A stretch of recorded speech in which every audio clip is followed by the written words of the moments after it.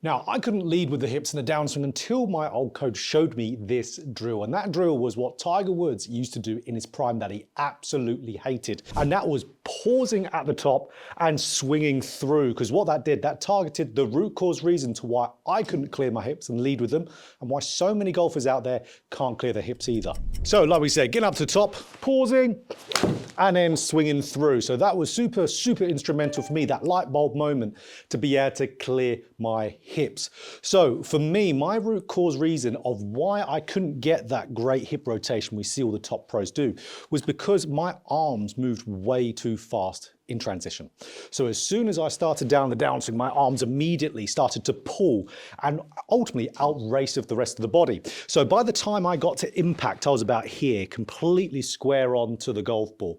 And at the time, I was younger, more athletic. I could absolutely have the potential to do it. But if I go and start that downswing with all arms, I'm not going to be able to clear at all. And that's what so many golfers out there do. They're not giving themselves time to clear the hips. So I see this all the time with my online lessons on Skillist. You see so many golfers so wanting to create some distance. They start so fast that ultimately they have no time for their hips to move. So that's where we're back in the day. My old coach, he gave me this drill with just that pause at the top, just to give my hips ultimately some breathing room, just to give them that space to be able to turn and move through. Now, this was incredibly difficult for me to do.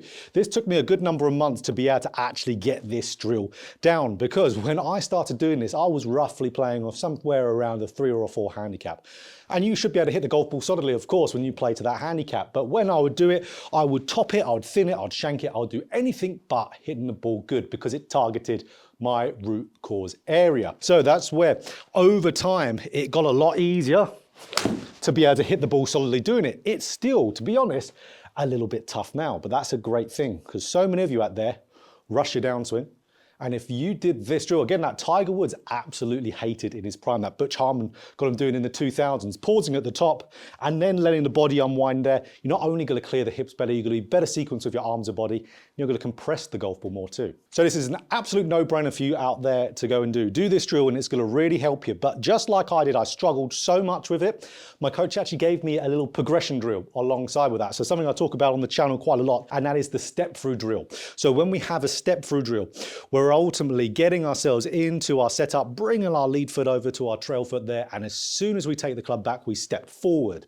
So this again just exaggerates a little bit of my hips being a little bit more active, getting that lower body starting way before the upper body does, exaggerating it in a takeaway.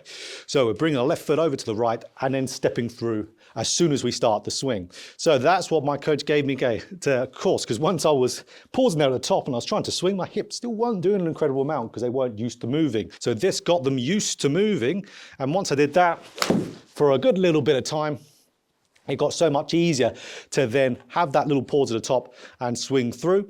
So again, if you're struggling with this, that's absolutely normal.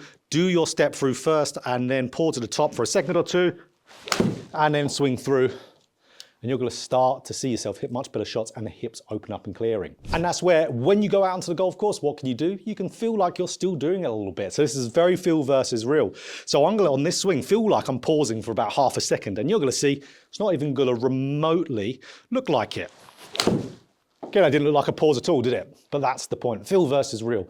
So that's where if I do a bunch of that drill, pausing at the top, and I try to replicate that onto golf course, it's not necessarily going to get me pausing, it's just going to get me smoothing out that transition again, giving myself time for the hips to unwind and rotate. If I go too fast with those arms, it's just not going to happen. You've got to fix your root cause reason of why you don't move well in the downswing. So absolutely, so many golfers struggle with this. Have a good practice of it and you're going to start moving your lower body better. So if you enjoyed this video, click that like button for more golf instruction just like this. Hit the subscribe button, hit the bell button too, to be notified every time I put out a video.